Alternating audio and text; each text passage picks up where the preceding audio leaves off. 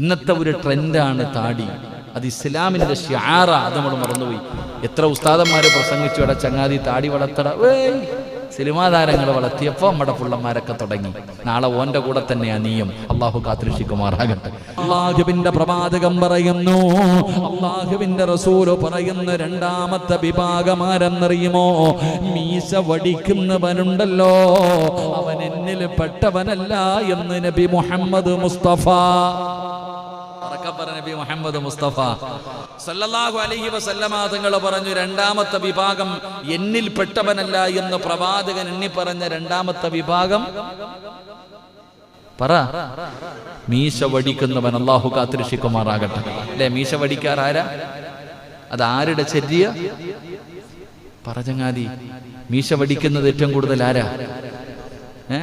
എന്തേലൊക്കെ ആവട്ടെ, അത് മറ്റുള്ളവരുടെ സ്വഭാവം. അള്ളാഹു കാക്കുമാറാകട്ടെ. മുസ്ലിമിനെ സംബന്ധിച്ചിടത്തോളം എന്ത് ചെയ്യാൻ പാടില്ല? മീശ വടിക്കാൻ പാടില്ല. നീ വെട്ടിക്കോ, മീശ വെട്ടുക, താടി നീട്ടി വളർത്തുക. ഇതാരുടെ സുന്നത്ത്? പറ, നബി മുഹമ്മദ് മുസ്തഫ സല്ലല്ലാഹു അലൈഹി വസല്ലം. ഇവിടെ നേരെ തിരിച്ച ചിലരുടെയൊക്കെ മീശ വളർന്ന് പടച്ചവനെ വല്ല തൈരും കുടിക്കണം, അപ്പൊ അറിയാം.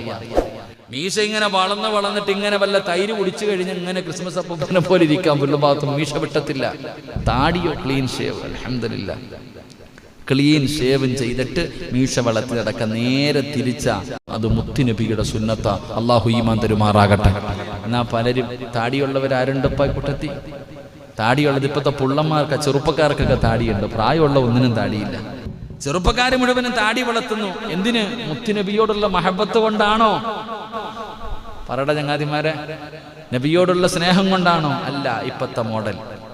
അടുത്ത് ഞാൻ ഫോട്ടോ ഒരു ഫോട്ടോ കണ്ടു. ഒരാളുടെ താടി ഇവിടെ വരെയുണ്ട്. ഓനാണ് ഇന്ത്യയിൽ ഏറ്റവും കൂടുതൽ നീളമുള്ള താടിയുള്ളവൻ. ഇങ്ങനെ കാണിച്ചിരിക്കുക. പെണ്ണുങ്ങളുടെ മുടി പോലും തോറ്റുപോകും. താടി വളർത്തുന്നത് ഇത് ഇസ്ലാമിന്റെ ഷിആറാണ്, എന്റെ മുത്തുനബിയുടെ സുന്നത്താണ്. അൽഹംദുലില്ലാ. അതിന്റെ പേര് വളർത്തിയ നാളെ നീ രക്ഷപ്പെട്ടു. മറിച്ച് നീ ഇതിന്റെ പിന്നിൽ എല്ലാരും വളർത്തുന്ന മോഡല്, ഇപ്പൊ താടിയുള്ള പുള്ളന്മാരെ മാത്രമേ പെണ്ണുങ്ങൾക്ക് ഇഷ്ടപ്പെടത്തുള്ളൂ എന്ന് കരുതിയിട്ട് വളർത്തിയ നാളെ നീ നരകത്തിലായി പോകും. അല്ലാഹു കാത്തുരക്ഷിക്കുമാറാകട്ടെ. അതുകൊണ്ട് എന്ത് ചെയ്യാൻ പാടില്ല? മീശ വടിക്കാൻ പാടില്ല. എന്ത് ചെയ്യണം? വെട്ടണം. മീശ വെട്ടുക, താടി വളർത്തുക. ഇനി താടി വടിച്ചിട്ടുള്ളവരിയ്ക്കുന്നുണ്ട് ഇവിടെ. അള്ളാഹു കാക്കുമാറാകട്ടെ. അള്ളാഹ് കാക്കുമാറാകട്ടെ. എങ്ങനെ പരലോകത്ത് വരുന്നറിയൂ? താടി വടിച്ചുകൊണ്ട് നടക്കുന്ന മഹാന്മാര് നാളെ അള്ളാഹുടെ കോടതി വരുന്ന രംഗം ഭയാനകമാണ്. അള്ളാഹു കാത്തുരക്ഷിക്കുമാറാകട്ടെ. പറയണോ? വേണ്ടപ്പ എനിക്കെന്നൊരു സങ്കടം.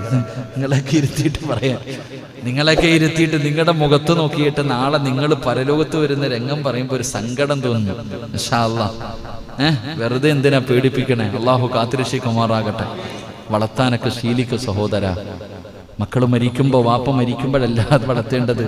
അപ്പൊ ഞാൻ പറഞ്ഞു വന്നത്, എൻ്റെ പ്രിയപ്പെട്ട ചെറുപ്പക്കാരൊക്കെ താടി വളർത്തുന്നത് മോനെ, അത് അവന് വേണ്ടിയാകരുത്.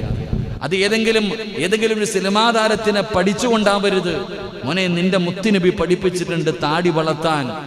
നീ വളർത്തിക്കോ നല്ല രീതിയിൽ. താടി നീ വളർത്ത്, നിന്റെ മീശ നീ വെട്ട്.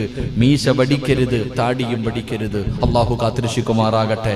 നാളെ പരലോകത്ത് വരുന്ന അവസ്ഥ വളരെ പരിതാപകരമാണ്. അള്ളാഹു കാത്തുരക്ഷിക്കുമാറാകട്ടെ. മഹാനായ നബി മുഹമ്മദ് മുസ്തഫ സല്ലല്ലാഹു അലൈഹി വസല്ലമ തങ്ങൾ പറയുകയാ, അല്ലാഹുവിന്റെ പ്രവാചകം പറയുന്നു, എന്നിൽപ്പെട്ടവരല്ല എന്ന് മുത്തുനബി രണ്ടാമതായിട്ട് എണ്ണി പറഞ്ഞ വിഭാഗം